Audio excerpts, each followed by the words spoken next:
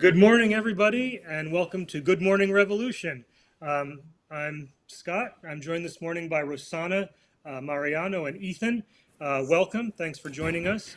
Um, and we're going to talk this morning about imperialism and MAGA's rogue state, looking specifically at the attacks on Venezuela and more broadly at the connection between imperialism and fascism. Um, but first, Rosanna, what's going on in Los Angeles? Well, many things. Among them, holidays are upon us, but also people are continuing to be vigilant of ICE. It was discovered that they're changing license plates in different cars, and so there's pictures of them. But more importantly, is that the Los Angeles County has agreed that it is unlawful for them to cover their faces, and they will be prosecuted if they do. And the state of California, I'm trying to remember, has now a hotline to report any unlawful activity by ICE. So those are two really important developments in the last week or so.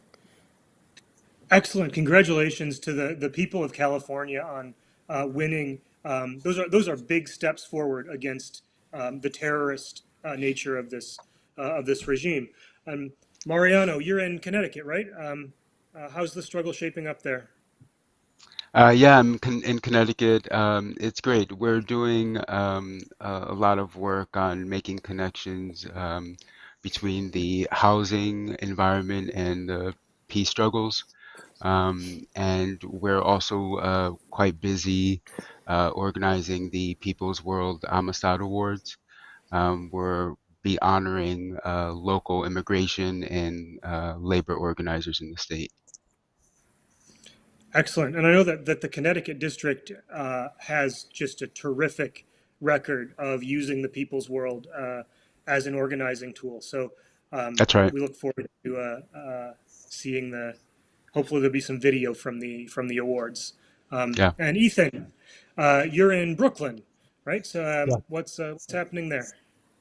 Well, this is Zoran's New York, so there's a lot of cautious excitement, and people are really engaged with the peace movement and immigrants' rights, and protecting our neighbors. So that's a huge focus right now, and getting involved with organized labor, and keeping the fight for Palestine alive and well, and figuring ways to coordinate with our allies. I know those are a lot of the activities that are going on right now in New York. Excellent. Thank you. So we're in a really critical situation right now in terms of the U.S. imperialist attack on Venezuela. So not only has the Trump administration deployed a carrier group off the coast of Venezuela, they've also maintained this campaign over the past 3 months of airstrikes on boats along the coast of South America from Venezuela, Colombia, Ecuador, Peru, so both the Atlantic and the Pacific. Um, and so far killed about 80 people, I think, and taken 22 boats, alleging that they're involved in narco trafficking. Um, and Rosanna, from what I've heard, there's no truth to those allegations, right? Exactly. How are they to know that these boats are carrying drugs? It's ridiculous. They have no, we need to demand that they show some evidence and really true justification. But let's make this point, which is that, Trump has, what is that called when he pardoned the ex-president of Honduras who was accused and was charged and was what is that, convicted of 400 tons of drugs, facilitating that, and he pardoned him. Why? Because he's a right winger, and he was the former president of Honduras, and once again a traitor to his country, really. He pardoned him, but he's accusing Maduro of drug trafficking in the country and trafficking. I think it's an important point that we need to be very much aware of the contradictions that are happening, and how we need to look deeper into what we hear. Absolutely. And thanks for bringing that out. So yeah, in the first place, the experts in the international drug trade say that the drugs that are moved by boat in the Caribbean do not come to the United States. They go other places. And also the incredible hypocrisy of this administration in pardoning a convicted mass drug smuggler while murdering people on fishing boats in the Caribbean claiming that they're narco traffickers is staggering, and it really points to something characteristic, I think, of this regime. There's not only a measure of lawlessness to it. Like these boat strikes are illegal, right? They're illegal because the president doesn't have the constitutional authority to do this without Congress. They're illegal because these are not armed combatants. We're not at war, and they're illegal because, as recently came out, in the first boat strike, there was a second airstrike after the boat was destroyed when survivors were clinging to the wreckage.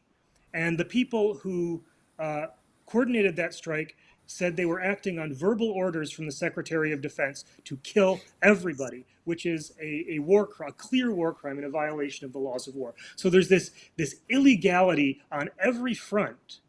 And not only is the regime sort of tolerating this illegality, it embraces it. It makes a point of it. It seems like it's sort of in your face.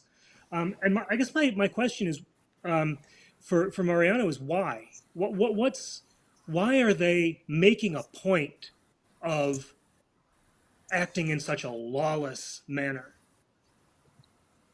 Yeah, I think I think that the Trump administration's lawlessness is sort of a more obvious, brazen example of American imperialism in the Americas. And I think it's a reflection of that. Not only is there no evidence or proof that there's drug trafficking coming out of Venezuela, but we can't possibly take the Trump administration's word for it. And when they make these statements about trafficking, it reminds me of how the administration tried to prosecute the New York Attorney General Tish James for real estate fraud, or when he said he's going to deport criminals. And what we see is he's not really deporting criminals, he's deporting regular workers. There's no evidence for the drug trafficking coming out of Venezuela. So we have to stop taking the Trump administration's lawlessness as fact and fight it. Absolutely. And you raise a really good point that this lawlessness kind of characterizes every aspect of the administration. So I wonder if we could have a quick go round and have both of our other panelists kind of talk a little bit about where they've seen this. You know, Rosanna, you mentioned the changing of license plates and ICE's attempt to, mask up to conceal their identity. Uh, yeah, if we could have both you and Ethan talk a little bit about where you've seen lawlessness in your own resistance to the Trump administration. Well, you mentioned a few, of the mask. The agents are masked, and they don't, they're breaking windows, car windows. They're doing so many things. They're arresting children. They're attempting to go into the schools. They go into cafes and intimidate and have detain folks. I know of a personal account where that happened. The person was eating in the cafe, having their breakfast, and ICE just walks in. They don't have a search warrant. They don't have any kind of arrest warrant. They just come and pick up people who look as though they might not be in the country legally. So yeah, definitely. Thank you. And Ethan, in your work, where have you seen this sort of lawless character of the administration? Well, and I mean, what we're seeing with ICE too, I mean, it's just some racist goose stepping for the base. I mean, the broader purpose serves, a strange dogmatic element of the base, in, their white supremacist, power hungry, egos and their worldview.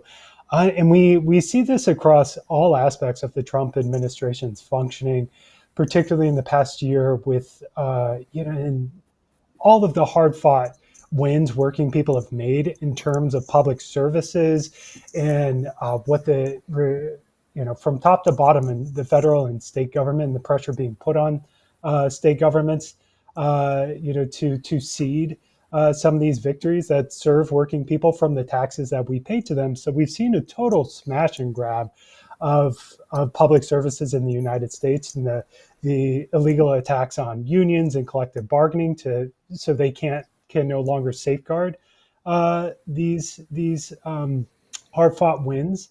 So we see that criminality in that aspect and disrespect of the legal system that's supposed to guarantee these earmarked funds by Congress should be going to fund these organizations that working people rely upon. And this entire, smash and grab and privatization and austerity, plays directly in the hands of, tax cuts to the billionaire class. And the privatization goes, to their friends who funded their campaigns to win, across the country. It's not just Trump, but his congressional allies as well. And top to bottom, it's a criminal enterprise, being ran by a man who has a decades-long history of both racist and criminal activity in his personal business, and that's extended to how he leads the country, and his party. Yeah, and you brought out a couple of important points there. So some of this is clearly rooted in Trump's own sort of deranged megalomania, right? He is somebody who wants accolades. He wants to be the center of attention, and he thinks he's entitled to do whatever he wants to whomever he wants in service of that kind of cult of personality. But there's also, the fascist threat is not just Trump. When we, as Marxists, when we think about fascism, it's not just a dictator that happens to come to power. It's a movement that's organized and funded by a section of the capitalist class, a section that's no longer willing to tolerate even the sort of limited constraints of capitalist democracy on its activity. So I guess I was wondering, Rosanna, what makes someone like Trump useful to the capitalist class? It seems like he'd be disruptive in a certain sense. What's the use that they're getting out of him?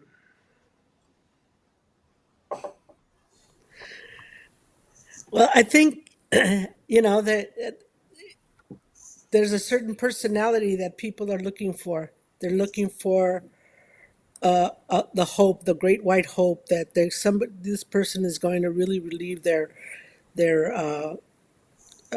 suffering, and he has taken that, and they've taken that in to use him in that sense that he's like representative of those kinds of things, and he talks tough, and whatever it takes to convince people that that they are not to blame, that the ruling class is not to blame, is somebody else is to blame, whatever it takes. We have to remember that our battle is in the battle of ideas. Propaganda is really thick to and it's an example of how, to convince people to vote for somebody that has been a felon, convicted felon, that, I mean, there's proof of all kinds of things, bankruptcies, all of these things. You know that that propaganda is thick, and the need of the people to have some kind of hope is also, it plays on that. And so they've been able to develop that in Trump and convince people that this is the way to go. And so what we need to do is help people understand that it's not the way to go. The real enemy are those of the ruling class, those the billionaires that are just siphoning off all our tax dollars, using our tax dollars. The military budget is out of this, out of this world, and so, and it's our money. It's our money that we put in, and it's being mismanaged, really. But if we're focused on, even the fact that Trump is falling asleep in at this meeting, if we're focused on that, but not really focused on what's really happening, how they're screwing us over, it works for them, and so they use them in however way they can. So we have to be very mindful, and always we got to look deeper into things. Yeah, yeah, that's I think that's an important point, right? This ability to deflect from the real uh, questions and the real issues, and it's they're really clever about it too, right? Because they recognize, they know what is troubling people. They know that people want peace. For example, Trump campaigned as the peace president, right? They know that people are concerned about affordability and about the price of the crisis of everyday life, and they speak to that at the same time as they're taking every imaginable action to make things worse for us and better for themselves. Um, so when we raise that question of billionaire sort of control of the fascist movement or fascism as organized by the billionaire class, um, we that sort of asks that we look a little bit at history, like instead of saying that Trump is some new phenomenon, right, that has burst onto the scene, we have to ask, where did this come from? And with that in mind, so Venezuela has been a target of U.S. imperialism for a long time, and particularly since the Bolivarian Revolution initiated by Hugo Chavez. Um, so, what's different about the current attack on Venezuela um, and the responses to it in both here in the United States and in Venezuela, Mariano? That's an interesting question. I mean, I think that there are so many similarities that we're seeing. I think that we are seeing that this attack on Venezuela is sort of a continuation of the Monroe Doctrine, this idea that the United States should have control over the rest of the Americas. I think that particularly this time around is a little bit different because it is sort of being used as a proxy for Cold War 2.0 and trying to block Venezuela as a potential partner, future partner to China. So there are a lot of different elements playing here. Thank you. And we've seen so over the past couple of decades, uh, there was a coup attempt against Hugo Chavez in 2002 that was coordinated with officials from the Bush administration. Beginning in, I believe, 2007, we've seen increasingly intense rounds of sanctions against Venezuela, first against individuals, then companies, then targeting the entire country's ability to participate um, you know, in trade on a world basis. And uh, over and over again, this assertion, right, that any election that Maduro wins is unfair, right? That we saw it in most visibly in 2022, right, with Juan Guaido, when there was an attempted coup against Maduro on grounds that the election was unfair. The U.S. immediately recognized this coup leader as the real president, and in fact gave him access to Venezuela's assets in U.S. banks. right? So, what? I'm not even sure how to ask this question. Why is it that the United States ruling class feels entitled to decide who should be the president of Venezuela, Rosanna? What what's It's hard for me to wrap my mind around that fact. Well, I think, it's the arrogance of thinking that the US governs the entire world or that has rights to the entire world. But it also is partly that we have to look at the fact that, of course, Venezuela has a lot of oil that the U.S. wants, and Trump is after any kind of wealth that he can grab, anything, and we can see that. But I think also we need to look at the fact that what's happening in Venezuela with its people. I was in Venezuela in 2000 and I think it was 2005, something like that, and it was only 5 years into the revolution. But I saw the different changes. I saw what's happening. They had medical clinics in the small towns. Everybody had access to that medical clinic. They had a warehouse where you can get 60% off of the essentials for food, like flour, beans, and etc. They had schools. Education was free, and housing. People were guaranteed a house, and the thing about it is that you can see what it did to the human soul. And that's what I saw there. The mothers were a lot more relaxed. The children and the interaction with the children was a lot more relaxed. And if we in the United States see those kinds of things, we're going to want that too. We're going to understand, the working class will understand that these things are really possible.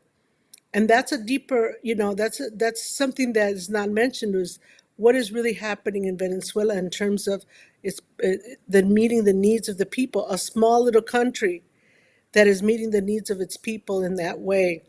And yet we're in the richest country in the world, and we have, thousands of people that don't have a place to live. They live on the streets.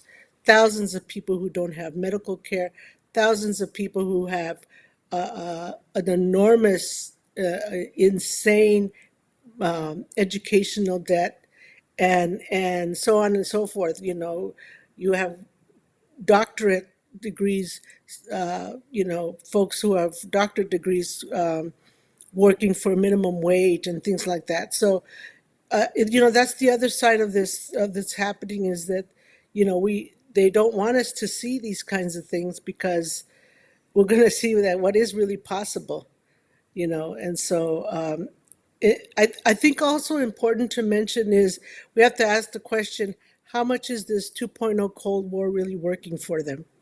As we can see, the polls, I believe it was 70% of the people are disapprove of any war against Venezuela. That's 70%.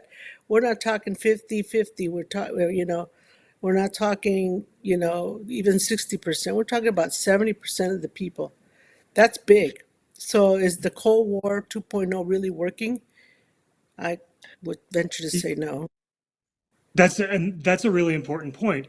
So not only is there this mass opposition to war with Venezuela, there's also pushback from within the military and within Congress from both parties against these illegal boat strikes, and horror, in fact, expressed by people who are in the thick of U.S. imperialism, right? Even within the ruling class and its forces, there's a sense that the Trump administration has gone too far. So, Ethan, what does that mean for? I guess first of all, I would ask: is that a sign? Is the attack on Venezuela a sign of the Trump administration's strength or of its weakness?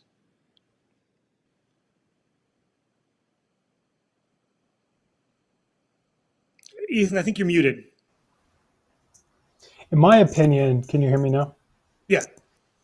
I mean, it's grasping at straws of somebody whose agenda has been bogged down.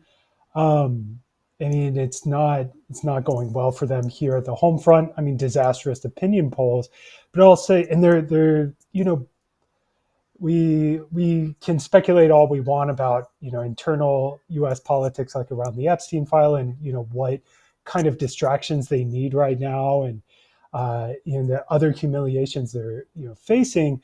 But this prospective war and the breaking of ranks within the Republican Party, within the Democratic centrist elements of the Democratic Party, and the capitalist class in general, goes to show that this is not Afghanistan, which was a 20 plus year horrible mistake that they made. um, that this will inflict a level of economic, most importantly to the capitalist class, economic, but humanitarian crisis across our entire hemisphere, of mass displacement, mass economic destabilization and upheaval.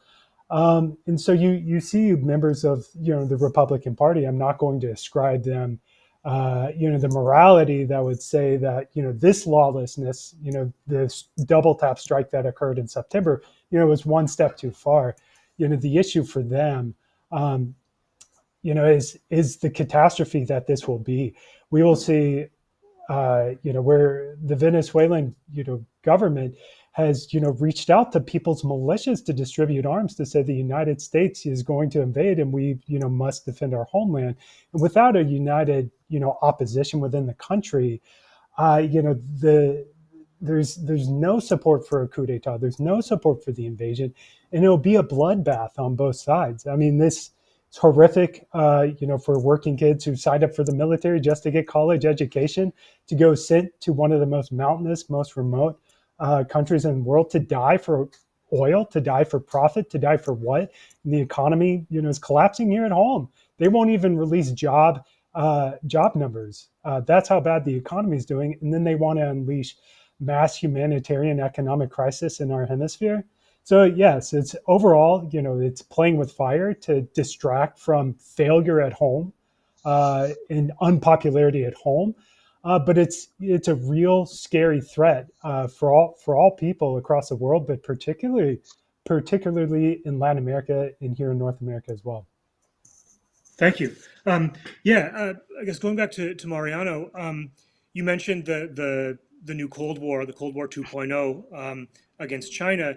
Um, how can you give us a sense of how you where U.S. imperialism is going right now? How is it evolving? What are its main strategic priorities? I know we've it seems like there's an increase, like the militarism is becoming increasingly unhinged generally. But I know you work in the Peace and Solidarity Commission of the party, so I'd love to hear your Yeah. thoughts on where things are going. I think where we are is we're seeing like signs of desperation from the imperial core. I recently saw that Bret Stephens wrote in the New York Times, um, in support of the invasion of Venezuela, that Venezuela has close economic and strategic ties with China. Um, and so we also have to remember that Trump is the type of person who forms his opinions based on the last person he spoke to and who he surrounds himself with. So in this regard, he's surrounding himself with Marco Rubio, Pete Hegseth, um, and so I think what we're seeing is a continuation of the first Cold War, where U.S. imperialist forces targeted allies and partners of the Soviet Union, and as sort of a proxy against a larger war for dominance and hegemony. So that's what's happening. I think that there's a little bit of attacking and invading Venezuela as a potential future ally and partner of China. And it's a desperation because I feel like it's sort of last attempts made by a dying empire. And I think President Trump is sort of par for the course of that. Again, he's surrounding himself by folks who really want to continue a Cold War and want to fight for U.S. hegemony and dominance. Exactly. Yeah. I think that's right, and it harkens back to Rosanna's point about the attack um, on the model of social progress that the Bolivarian Revolution represents, because they also link they bring out the link between Venezuela and Cuba, which is also has been under attack for decades, under a murderous blockade, because socialism can't be allowed to show its benefits to the people. And China is under this constant, relentless Cold War attack, despite having lifted its entire population out of, eliminated extreme poverty in China, and on the road to establishing a secure,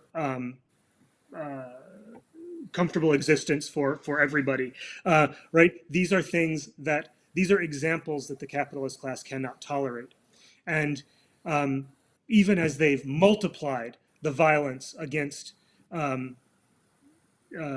the targets of imperialism, it seems like the right wing here at home has increasingly embraced lawless vigilante violence as part of its politics, right? Thinking about the hero worship of George Zimmerman, who murdered Trayvon Martin, of Kyle Rittenhouse, of Daniel Penny, who strangled a man to death on the subway in New York City and then was offered a job at one of the most prestigious venture capital firms. The spike in racist police killings since about 2012. Right, there's this increasing. Uh, Even Hegseth's speech to the generals last September, this constant insistence on violence, violence, violence. Right, the the military's job is to kill, destroy, brutalize. Right, this there's something deeply wrong, and this imperialist violence, the rogue character of U.S. imperialism, is also manifesting here at home. And I guess that's the kind of where I want to come to in this discussion. What what do we do? First off, maybe what's the role of the peace movement right now in the broader struggle for democracy, Rosanna? It's a big question. We have to unite, definitely. We have to unite. We have to understand that who the real enemy is and how do we reach out outside of our left circles, outside of our peace circles? How do we reach out to the general public to help them understand that peace is peace? Without peace, we cannot move forward. And the Chinese understand this very clearly, that, and this is why they fight for peace, because they understand you can't move forward if you don't have peace, because you're constantly, having to put your efforts in war and conflict and all of these kinds of things. So I think to strengthen the peace movement, we have to unite. We have to shed our egos. We have to really mobilize and really find ways to speak to those who are on the fence about things they're not sure. Really wage a good battle of ideas in terms of dispelling some of these things that have been thrown to us as though it's the right thing to do. For example, the military budget, it's enormous, enormous, and there's no accountability. No, we don't really know what is being spent. What I know for sure, and even the Army has said, that many of our troops are on food stamps. And many people think that, oh, the the military personnel get a good wage. Well, that isn't true. And the other idea is about, is it really keeping us safe to spend trillions and trillions of dollars? we have to ask that question as well. So I think we need to tackle some of these myths and continue to build this peace movement so that we cannot, so that we can move forward in demanding peace, not just for our country but for the world. Thank you. And Ethan, why does the working class in particular have an interest in fighting for peace? I know that's a question we come back to a lot. We always talk about the working class. Obviously, we're Marxists, but why the working class has and the socialist movement has a long history of championing peace. Why is that? In that long history goes back since the inception, of socialist parties, and historically, like this slogan in World War I was, a rifle or a bayonet is a weapon with a worker at both ends. So when capitalist classes, their respective countries, want to fight over resources, it's only us who lose. It's our taxes who go to pay for the war movement instead of formula for children, instead of health care. And it is our sons and daughters who go and die on those battlefields to fight other poor working people who are facing the same issues in their home countries.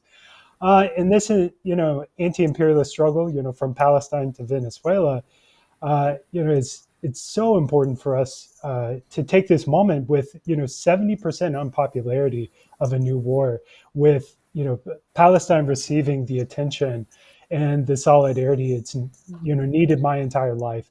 Um, and just even to connect, I mean, the what we face in working class communities here in this country, what people are facing when ICE comes to their neighborhoods, these tactics are learned in places like Palestine. They are learned in the West Bank, and there's an exchange. I mean, there's an exchange between these countries, Israel and the United States, to train each other's police forces to be occupation forces when they return here to the United States. So it's imperative, it's in our own interest to fight our government tooth and nail, to put pressure on our government to not engage in imperialism, because that always comes home. So from a long term to an immediate term, I mean, it's in our best interest to always stand with people who have the same economic interest as us, the same class interest, who just want to raise their kids with the necessary amount of food, with access to education and clean drinking water. These issues of affordability, these issues that working people face all the way, in China, India, United States, outweigh any petty issue between Marco Rubio and his familial disdain for having your de facto slaves taken away. We need to see ourselves in the people of Venezuela and the people of Palestine instead of our leaders in Washington D.C.